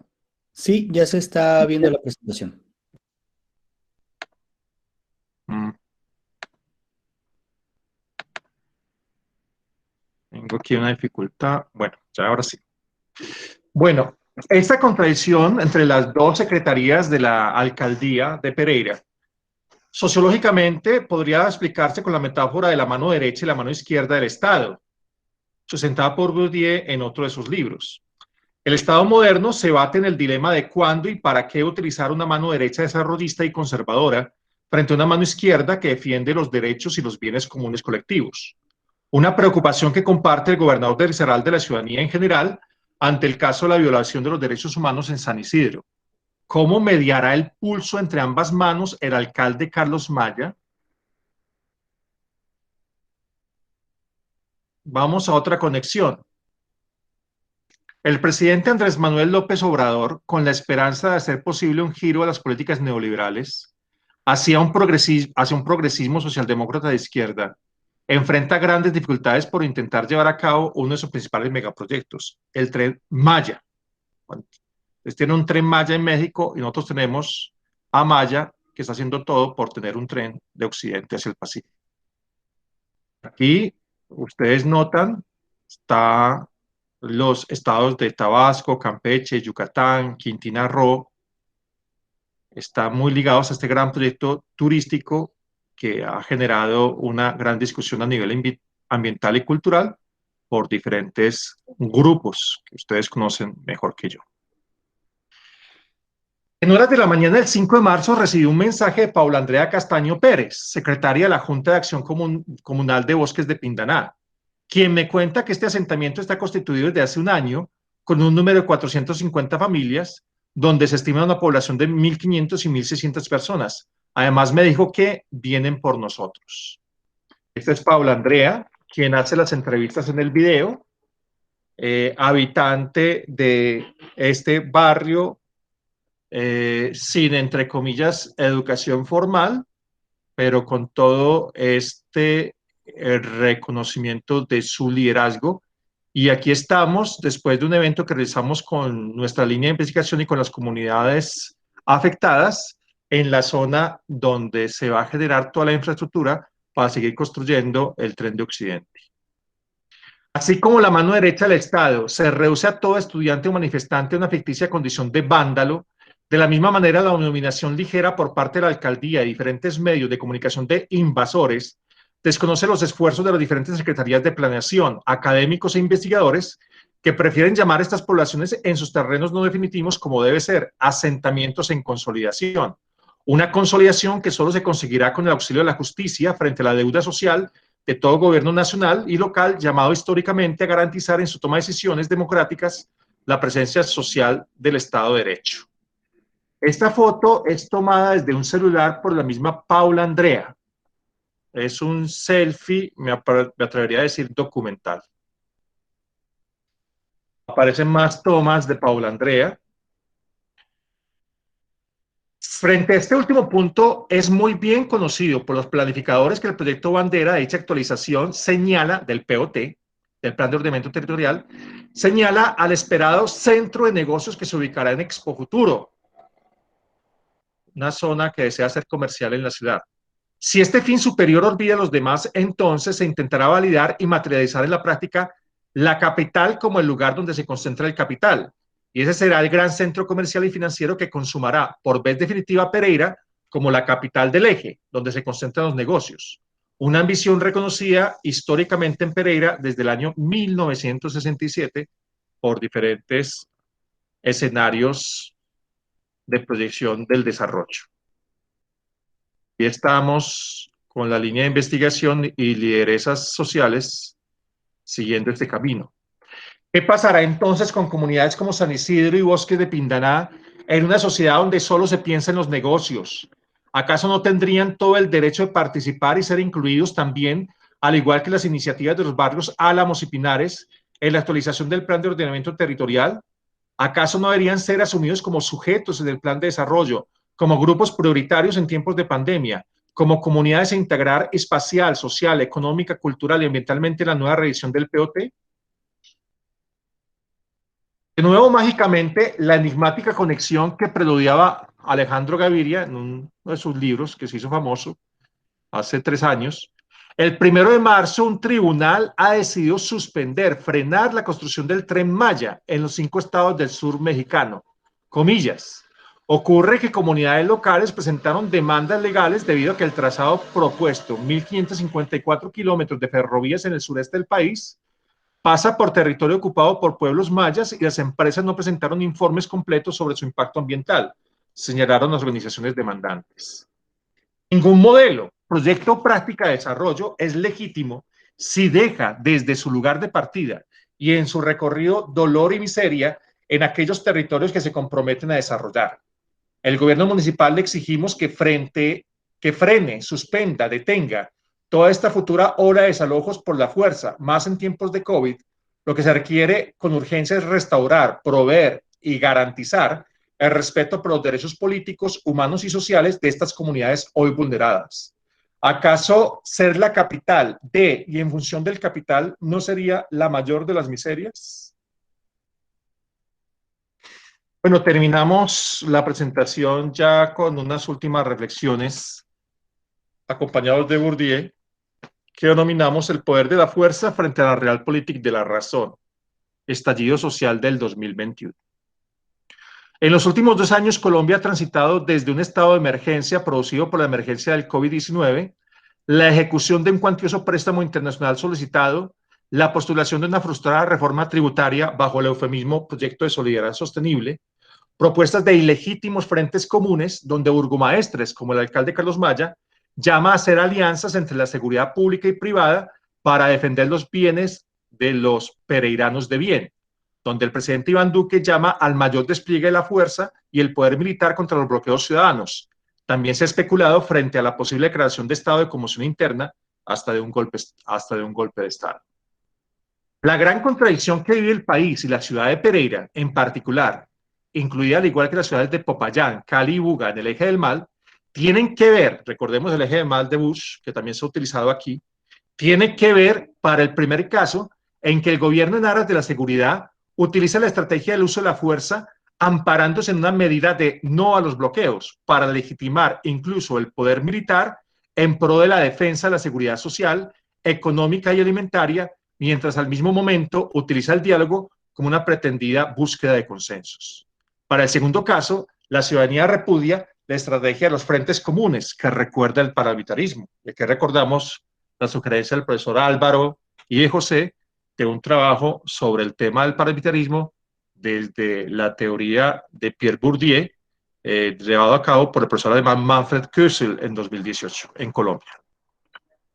El intelectual o el investigador comprometido, a diferencia del desentendido a los ojos de Bourdieu, Bourdieu hace esa comparación, el investigador comprometido frente al investigador desentendido, debe tener puentes con las fuerzas militantes que cual manos izquierdas luchan y se baten por la defensa de las conquistas sociales en salud, educación, servicios sociales, trabajo, renta, acceso a la cultura, a las artes, participación política, en defensa del Estado Social de Derecho, lo público y la autonomía en los campos culturales.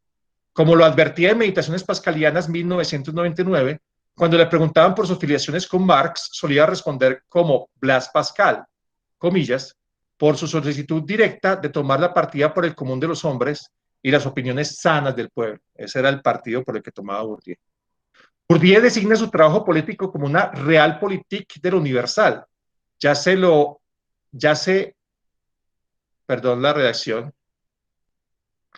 lo que quiere decir una llamada al realismo. No es la negación de los impulsos utópicos favorables a la emancipación política, sino su anclaje en el sobrio conocimiento de las condiciones sociales que pueden hacerla viable. Es del documento del comentarista Francisco Vázquez García en el texto de 2002 sobre Bourdieu. Marcos Zwingli señala en su texto, en original en alemán, cada progreso en el conocimiento de las necesidades es un progreso en la posible libertad. Por siempre Bourdieu, acuérdense de Bourdieu, fue un homenaje que un anónimo manifestante realizó en mayo de 2003, en ocasión de las grandes huelgas de empleados de servicios públicos en la defensa de sus derechos. Termino con otro desterrado, con otro desarraigado, español también en México. Qué lástima que yo no tenga una patria. Sé que la historia es la misma de siempre, que pasa desde una tierra a otra tierra, desde una raza a otra raza, como pasan esas tormentas de estío desde esta aquella comarca. Qué lástima que yo no tenga una comarca, patria chica, tierra provinciana. Me lo encontré en el castillo de Chapultepec, en sus jardines, León Felipe, que murió el mismo año en que yo nacía, una extraña conexión, y que mi padre me colocó así,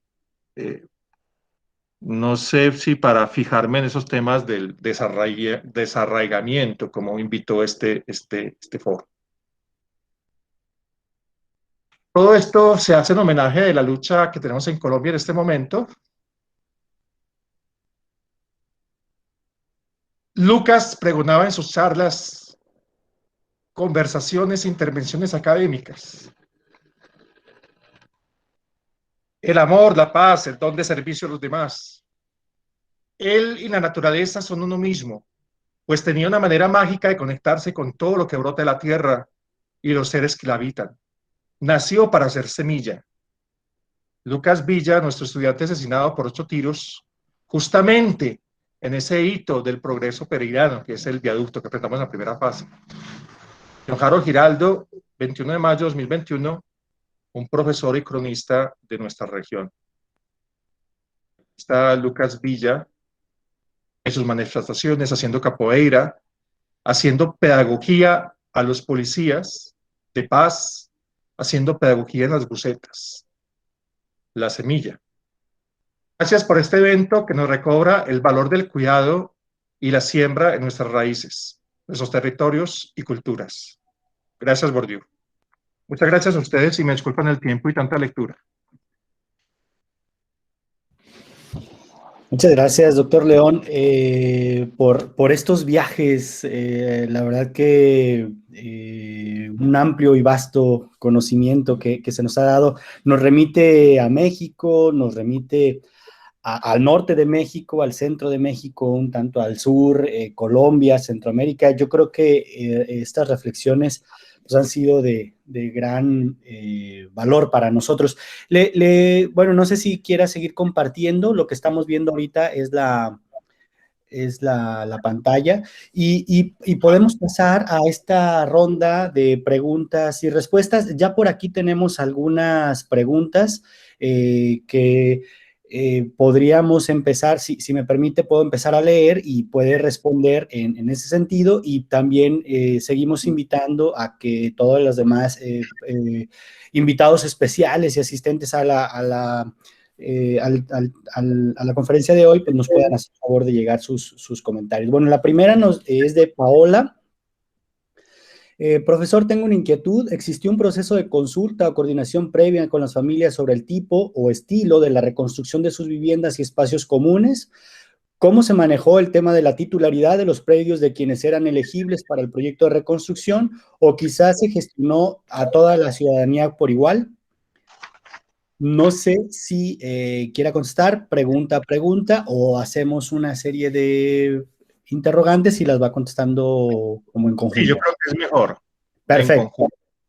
Muy bien. La otra pregunta que tenemos aquí es de Joel Reyes. Pregunta, ¿cómo se observó la relación de lo comunitario del capital social? ¿Qué metodologías se ocuparon para conocer el capital social? ¿Las comunidades artificiales no generan capital social? De ser así, ¿qué diferencias hay con uno de tipo comunitario? Y por otra parte, Héctor Mora nos pregunta, ¿qué hay de relación entre coacción política versus capital cultural? el capital social y el económico relacionado con los hábitos de los diferentes fragmentos de la clase. Esas son las 3 preguntas que tenemos hasta ahorita. Bueno, muchas gracias. Pues primero que todo, en este sentido, tengo que ser muy cuidadoso porque solamente puedo responder en términos de la investigación que hicimos. Y que es una investigación, pues, que ya tiene un tiempo. Fue una investigación que se realizó entre el año 2004 a 2006. Y en ese sentido, entiendan que no tenemos, digamos, todo el marco que sí tuvimos cuando estábamos, digamos, en el apogeo de la investigación, por decirlo de alguna manera. Bueno, solamente me voy a remitir a la primera pregunta en lo siguiente. Esto lo dice un beneficiario que participó en el procedimiento de vitrina inmobiliaria que se llevó a cabo para todos los 25 gerencias zonales del FOREC. O sea que no fue un caso solamente de Pereira, sino de todo el modelo de reconstrucción. Y esto lo dice una beneficiaria y que podemos nosotros también comprobar en nuestros demás trabajos hicimos con encuesta y con entrevista. Con la constructora de pronto la comunicación sí fue un poco más complicada, pues de todas formas las constructoras también tenían una persona encargada de los trámites, una persona que le daba toda la información a los beneficiarios, pero de todas formas ellos sentían en cierto modo que la constructora los consideraba simplemente como una persona que está ejecutando unos subsidios, subsidio que para ellos era un negocio, a lo cual los beneficiarios sentían cierto tipo de desconfianza. Lo que se puede encontrar en algunos momentos del trabajo de tesis del grado que está publicado en el link de la Universidad de Ciencias Políticas y Sociales de la Universidad Libre de Berlín, está en español, o sea que ustedes lo pueden consultar, es que eran ferias con proyectos constructivos ya determinados. Y lo más que podían hacer, cierta presión de instituciones locales en los municipios era tratar de buscar posibilidades de mejora a esas viviendas. Pero cada firma inmobiliaria utilizaba el recurso del Estado, que le había delegado al Estado esos 12 millones de pesos para hacer su proyecto. Las comunidades, los damnificados pasaban de mesa en mesa a ver los diseños y se quedaban ajustando, digamos, a quien consideraran más adecuado.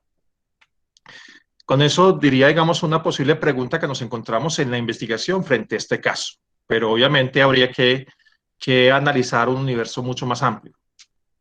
Lo que sí es que sí hace parte de la estructuración del modelo, a diferencia de lo que pasó, digamos, en el caso de Quebrada Negra, que la historia es distinta, con la cooperación técnica alemana.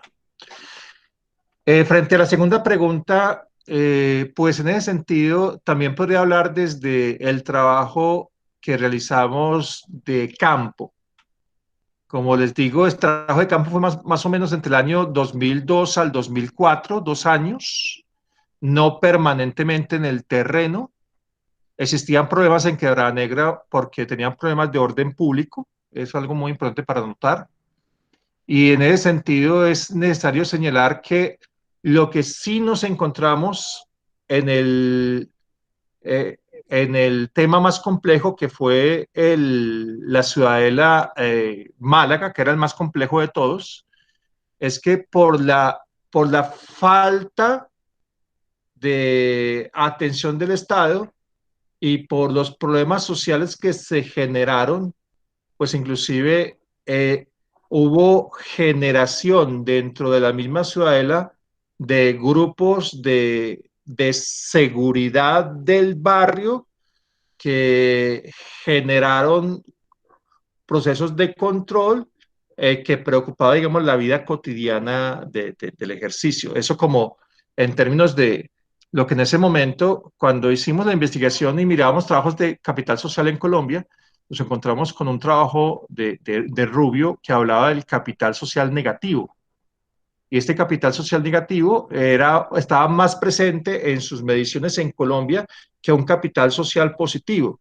Entre otras cosas porque decía, porque en Colombia tiene una cultura mafiosa, no en el sentido de lo que nos hablaba la profesora Brito el día de ayer, sino en términos de que en Colombia, por generarse tantos recursos de movilidad social a partir del ejercicio de la burocracia, se genera entonces la idea de que para ascender siempre necesitamos un padrino, siempre necesitamos un capital social de alguien que nos ayude a ascender.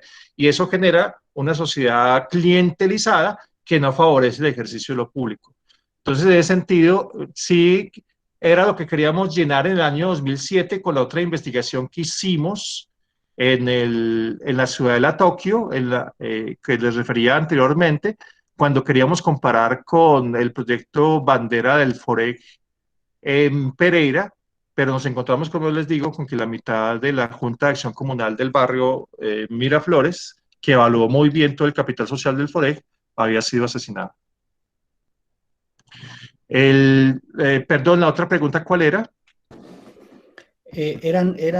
Bueno, la última era, ¿qué relación hay entre la coalición política versus capital cultural, capital social y capital económico relacionado con los hábitos de los diferentes fragmentos de la clase?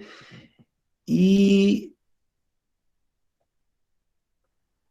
pues la segunda era la de Joel, que bueno, ¿cuáles son las metodologías que se ocuparon para conocer el capital social? Bueno, primero que todo, nosotros nos apoyamos mucho en la propuesta metodológica de Bourdieu que se puede exponer tanto en las estructuras sociales de la economía como en la distinción.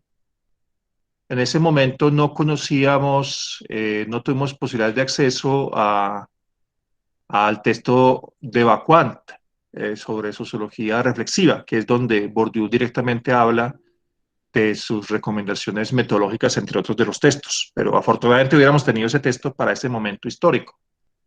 Inclusive me hubiera podido, qué bueno haber tenido la traducción de los desarraigos para ese momento, me hubiera servido mucho, pero en ese momento no teníamos la joya que nos mostraba el profesor Duquesne en su exposición. Entonces, lo que observamos era la necesidad de generar una información a partir de una matriz con categorías de análisis cualitativo. Estas matrices van a ser aplicadas con unos instrumentos de investigación cualitativa que eran unos cuestionarios concretos, y esos cuestionarios concretos, entonces lo que hicieron fue generar una categorización de qué llamamos capital social, qué llamamos capital social institucional y qué llamamos capital social cívico. Allí nos sirvieron mucho estudios del mismo Bourdieu, de Víctor Pufnan, que se había hecho el barómetro de evaluación de capital social en Colombia, que había hecho un empresario, profesor universitario y también político, muy importante en Colombia en ese trabajo en ese momento, y también de una ex magistrada que también ha hecho una evaluación, y partimos de ello entonces para generar unas valoraciones de estas subcategorías de capital social, cívico, institucional, que podrán relacionarse también con las subcategorías que habíamos determinado del capital social, del capital económico, del capital cultural y del capital ambiental. Toda esa información luego la llevamos a una matriz de Burt, que ustedes pueden reconocer en el ejercicio de lo que se encuentra en nuestro trabajo de investigación que está escrito, y finalmente un análisis de correspondencia múltiple. Entonces, si tuviéramos más tiempo, pues aquí yo tengo una presentación de esas técnicas, pero yo creo que nos iría mucho tiempo. Lo que sí quiero generar es que todo esto tiene sentido si se lleva análisis de correspondencia múltiple y se trata, digamos, de evaluar desde allí las posiciones de los diferentes estudios de caso concretos. En ese sentido, me atrevo a decir que el trabajo es más, entre comillas, pertinente para la primera objetividad de la que habla Bourdieu, y sería muy interesante haber hecho un seguimiento posterior a la investigación en diferentes años, como lo queremos hacer en el 2007. Inclusive, infortunadamente, la pandemia no me permitió, pero quería hacer algún tipo de trabajo de campo para mirar cómo están, digamos, estos barrios en la actualidad y tomar algunas fotografías y mostrarlas, que sí de alguna manera restringe el que podamos hablar directamente de algunos ejercicios directos sobre hábitos. Yo creo que este documento, ese componente, digamos, ya de reconocer formas de reproducción social o de reconocer hábitos individuales o de fragmentos de clases, yo creo que es un trabajo que habría que proyectar. De pronto eso sí lo estamos haciendo en investigaciones con nuestra línea de investigación sobre el tema del extractivismo en municipios mineros como Marmato y Quinchía, en los departamentos de Caldas y Risaralda, donde allí sí hay unos elementos metodológicos, donde sí queremos reconocer el elemento directo, digamos, de estos hábitos. Muy bien, hay otra pregunta, doctor. En el caso por parte de Paloma, en el caso del desalojo en San Isidro, no me quedó claro cuál es la razón del desalojo. Eh, ¿Y por qué la diferencia con los otros barrios que sí fueron considerados en la lógica del desarrollo de Pereira? Bueno, lo primero es que San Isidro y Bosques de Pindaná se denominan, entre comillas, asentamientos subnormales o invasiones, todo entre comillas, porque son muy detestables categorías de análisis, me atrevería a decir. Entonces, en ese sentido, habría que reconocer que la gran preocupación que tenía el municipio, la alcaldía de Pereira en ese momento, era que estaban siendo utilizados terrenos que necesita el municipio para ayudar a llevar a cabo la propuesta del tren de Occidente, un tren que va a salir al Pacífico y que es fundamental para diferentes planes de desarrollo, que a la vez tienen, digamos, unos elementos geopolíticos muy importantes, como tiene que ver con lo que antes era ese proyecto llamado IRSA, que es, digamos, toda esa conexión de infraestructura dentro de toda Latinoamérica, que va desde el río Bravo hasta el sur del continente, para que realmente se pueda llevar a cabo unos procesos de economías extractivas, tanto a nivel de minería, de agroindustria, y que nos siga posesionando en el escenario, digamos, económico internacional como, como un área de los famosos commodities y también de otros tipos, digamos, de recursos naturales que son fundamentales para el desarrollo. Entonces, está en un lugar muy geoestratégico, porque Risaralda y Pereira en particular tienen está en lo que llama el Triángulo de Oro de Colombia, Bogotá, Medellín, Cali, el Pacífico, y recordemos que en buena parte se dice que el futuro está en el Pacífico y en ese tipo de economías. No, el tema es mucho más complejo que lo que acabo de decir. Muy bien. Otras preguntas, son dos, las voy a hacer en conjunto. El doctor Camilo Ernesto Castillo nos dice, gracias profesor León Felipe, por favor nos podría brindar un comentario adicional sobre las disputas del capital cultural, social y simbólico que pueden representar las contradicciones entre comunicados y las prácticas actuales en estamentos de la Universidad Tecnológica de Pereira, entre paréntesis, universidad pública, sobre respuestas y acciones de sus instancias frente al estallido social que cursa y en la cual juventudes y estudiantes movilizan y reciben estigmas como violencias de la protesta social. Por otra parte, nos pregunta Laura Torres, con este capital social, ¿cuáles son los factores intangibles y subjetivos que logran a través de las relaciones interpersonales? Serían las dos preguntas. ¿Me puedes leer la segunda, si eres tan amable, Moisés? Con este capital social, ¿cuáles son los factores intangibles y subjetivos que se logran a través de las relaciones interpersonales? Bueno, lo primero, vuelvo un poco a la primera investigación. Me parece muy importante de pronto señalar allí un capítulo que escribimos sobre el tema de estrategias y conflictos entre los agentes sociales, para dar cuenta de algunas categorías de conflictos que nos permitimos, entre comillas, proponer como resultado de esta investigación. algunos que denominamos conflictos estructurales, anómicos y procedimentales, y unas estrategias concretas de los agentes sociales frente a un campo en disputa. Habría que mirar si ello podría ser pertinente para el caso del que estamos hablando. Frente al caso concreto, es un tema que seguramente tiene que ver con los que hacemos parte de las universidades, los que trabajamos, digamos, en las universidades. La universidad, la situación de la universidad, de la educación superior en Colombia es muy difícil. Tiene un proceso de desfinanciamiento muy fuerte con la ley 30 de principios de los años 90. También todo lo que tenía que ver con este bienvenidos al futuro de la apertura económica.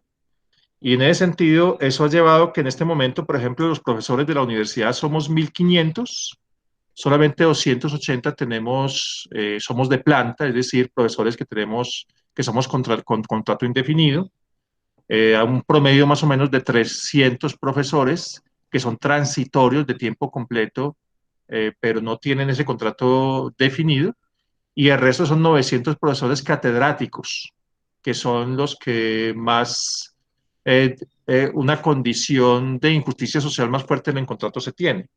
Entonces, ¿qué pasa? Las universidades en Colombia se están viendo a gatas con dificultades porque, porque tienen que autofinanciarse, y más o menos el 50% del porcentaje del presupuesto de las universidades tiene que ser a partir de venta de servicios. Yo creo que es un caso que pueden conocer en otros contextos latinoamericanos. Y en ese sentido, el gran problema de las directrices, de las directivas que cada vez están más en el nuevo management moderno, en la nueva gestión de lo público, es generar la no retención de los estudiantes. La cabeza de cada estudiante es muy importante para mostrar cómo se cumplen los indicadores y recibir dinero del Estado. Y en ese sentido, lo que se necesita fundamentalmente es que no pare la academia, que sigan estudiando, entrando muchos estudiantes, no pare el proceso, y lo que se ha generado entonces es un mecanismo de presión a los profesores catedráticos para que llamen a los estudiantes a entrar a clases, y con ello romper cualquier tipo de proceso de movilización. Entonces, esa es la contradicción que se está viviendo ahorita en la universidad. Es un momento, este lunes, por ejemplo, tenemos una asamblea general de la universidad donde ya los decanos, como pequeños gerentes, y los directores de programa les está exigiendo las vicerrectorías y las rectorías que llamen a los profesores catedráticos, porque si no, no se les paga. Es un mecanismo de presión social. Lo que estamos diciendo, y lo escribimos en un documento que generamos en estos días, es que quienes retienen como primera línea, en Colombia en este momento se habla mucho de la primera línea, y la primera línea son los jóvenes que están en las barricadas, en las barriadas, también con mucho apoyo de joven universitario que está resistiendo la represión del actual gobierno para buscar, para tener un posible presente y hasta un futuro. En este momento estamos esperando algo parecido a los profesores, que los profesores también nos coloquemos en primera línea, porque si lo que vamos a hacer es llamar a los estudiantes a clases, pues definitivamente estamos haciendo un favor muy importante desde el conocimiento al uso de la fuerza. Y el segundo, pues yo lo que me atrevería a decir es que desde la manera como aplicamos la metodología, que obviamente es un tema de permanente reflexión, es un aprendizaje permanente en nuestros proyectos, tenemos tenemos en la exposición de lo que va a ser la futura investigación, que este trabajo de carácter que busca ser un trabajo multi e interdisciplinario va a depender de las problemáticas concretas que se analizan. Y esas problemáticas concretas que se nos analizan nos van a exigir análisis de carácter en las dos modalidades de investigación, cualitativo y cuantitativo, que depende de una fuerte epistemología, que en buena parte Bourdieu la expone, y él exige, como ustedes lo han escuchado, que pongamos a servicio esas teorías como cajas de herramientas para pensarnos en nuestras propias investigaciones. Inclusive es necesario pensar contra él mismo, como él mismo lo dice. Hay que pensar con Marx, y contra Marx hay que pensar con Bourdieu, y contra Bourdieu él mismo lo dice. Entonces, lo que sí nos lleva a reconocer es que sí es muy importante esos dos momentos, un momento objetivo y un momento de reconocimiento a partir de las estructuras de esas interacciones sociales para no caer en esencialismos donde se puede considerar entonces que una visión de un cierto racionalismo individualista que él criticaba muy fuertemente a Coleman, por ejemplo, en la economía, termina generando, digamos, esencialismos que está por sobre las estructuras. Y cuando menos pensamos entonces y por eso él critica tanto, por ejemplo, la acción comunicativa habermasiana, y que nosotros solamente, digamos, con la gran teoría o con el gran conocimiento que llama meditaciones pascalianas escolástico de la academia o el intelecto, estamos por sobre las estructuras. En ese sentido, me atrevería a decir que este tema de la subjetividad en Bourdieu implica siempre, digamos, esa relación directa, digamos, con los elementos estructurales objetivos, como esos elementos estructurales objetivos siempre necesitan y tienen que decantarse a partir de las prácticas, conocimientos, saberes y evidencias propias de los diferentes individuos y grupos para poder generar un posible juicio, pero no caer ni en el positivismo objetivista que él de alguna manera criticó en su momento al estructuralismo de Saussure o de Levi-Strauss, ni tampoco caer en los subjetivismos o en los interaccionismos a ultranza. Muchas gracias, profesor. Bueno, ya no hay más preguntas. Hasta ahorita, si tuvieran alguna pregunta, pues sería como el momento. Y si no, damos la palabra también a los invitados especiales. Dar una reflexión en torno a esta sesión. O quien quiera participar, como abiertamente hacer su pregunta directa. No sé, los escuchamos. Todavía tenemos unos minutitos de sesión.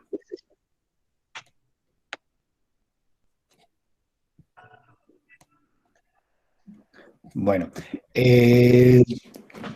como parte, pues ya casi finalizando nuestra sesión, pues le agradecemos muchísimo al profesor León Felipe por la conferencia, por todo este viaje que nos ha hecho favor de brindarnos las respuestas de las preguntas. La verdad que ha sido una aplicabilidad muy, no sé, me trasladó a las ciudades rurales de Chiapas con todos estos levantamientos urbanos a partir de una política pública, a partir de elementos de los desastres provocados por el Están, por ejemplo, y de cómo hay una reconstrucción de los espacios por ahí muy interesantes en las sierras chiapanecas o en el propio Estado de México, acá en México, en el Estado de México, en el centro de la República Mexicana. Entonces, estos viajes que nos ha hecho, la verdad que son muy, muy fructíferos para la reflexión. Hay muchas felicitaciones, usted las puede ver. También hay el link que nos propone la compañera Carolina Arias, nos propone el link de todas las algunos textos que el profesor León Felipe tiene junto con la tesis que ha sido muy recurrentemente pedida, la tesis de posgrado que ha sido recurrentemente pedida en los chats. Entonces, pues bueno, no me resta más que agradecerle a usted, a nuestros invitados especiales, a los asistentes del seminario en general, y pues bueno, se le recuerda que la sesión de la mesa redonda tendrá lugar el próximo viernes 28 de mayo a las 12 horas, hora de la Ciudad de México. Y pues bueno, en general, muchísimas gracias, doctor León Felipe, muchísimas gracias a todos los asistentes y pues hasta aquí dejaría mi intervención. Que tengan muy bonita tarde y pues bueno, ojalá que nos sigamos viendo, profesor. Bueno, no, muchísimas gracias a ustedes. Solamente se me olvidó decirles algo. Es un agradecimiento muy especial al pueblo mexicano por haber acompañado a estos dos grandes desterrados, a León Felipe Camino y Adolfo Sánchez Vázquez, y solamente les digo que ustedes los cobijaron, porque como dice Chabela Vargas, me recuerda a Carolina, mi compañera que ha estudiado en México, es que los mexicanos nacen donde les da la chingada gana. Muchas gracias por eso. La máxima, son bienvenidos, bienvenidas y